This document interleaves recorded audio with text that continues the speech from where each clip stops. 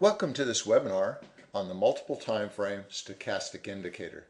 This indicator was put together by Mr. Lang as a way to produce a momentum indicator that's based off of momentum of price. It's a commonly used indicator, the stochastic slow, and this is what it typically looks like on a chart. And what we've done is we've put together a multiple time frame stochastic indicator, where this indicator is made up of, you can see it's exactly the same as this cyan line here, but then you have, if I hold this down, and let's see if we can, there we go, get it to go up that way so you can see all of it. You can see that the stochastic for the chart, which is a 5-minute, and then you can see it for the 15, the 30-minute, 60, 120, 240, and daily. So you're seeing 7 different time frames of lines on here for the stochastic. Now let me just give you a little background of how this is put together so that you understand it. Here's Apple, and you can see a 5-minute data here, 15-minute here, 30-minute here, and 60 here. Now this is just to show you and verify how it works. It doesn't use this data on your charts when you're really utilizing the indicator. You can see on the 5-minute chart the value is 1332, and that's exactly what it is down here on this multiple time frame chart. The value for the 15-minute is 7772, and that's what the value for the second line is, this yellow, which is the 15-minute chart. The value for the third one, the 30-minute, is 6778. And you can see that the value for this magenta is the same, 6778. The value for the 60-minute chart is 5084, the white, and that's the indicator here. And you can see that for this one, it's the same, 5084 for this white line here, which is the hourly. Now it goes on to the higher ones. I didn't do all those because it would be so squished on here. It would be ridiculous to display. But that gives you the idea that all of those different time frames are here. And you can see when I format the symbol, it doesn't have any time frames on it. The only thing that's there is the 5-minute. So there are no hidden data streams or anything else. This is literally being run off of a 5-minute, and it's recreating all the higher time frames and showing you the indicator. So here it is. You can see how all of these are working.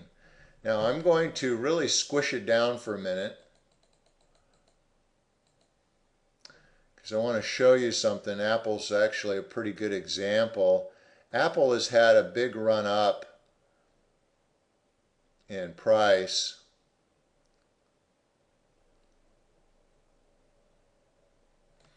And see, here's the daily. See where this has run up in price? You can see the daily has worked its way up from being down in the oversold of the stochastic to the overbought up here.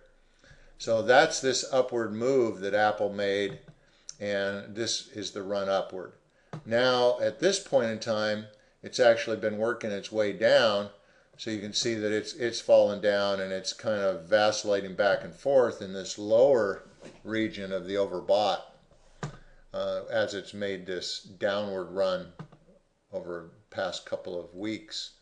So now if we look at it, not quite so compacted, you can see that it's at the lower portion here for the daily, the red-green one that goes clear across the days.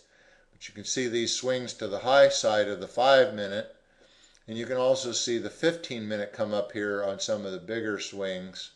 You know, here's a bigger swing where the 15s come up, as well as the 30, and the 60 is rising up to this area because of the length of this swing.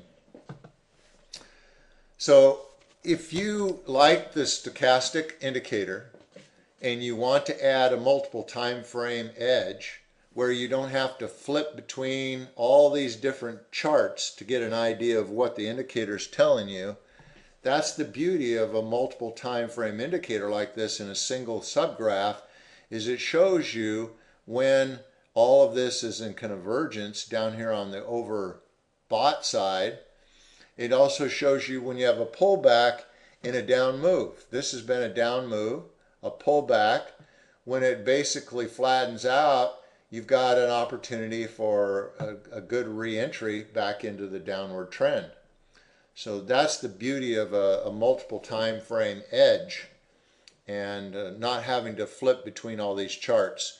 We use this in our price action indicator and multiple MACD and a lot of other indicators where it saves and eliminates all the flipping between charts, and it gives you that multiple time frame edge that is so powerful in trading.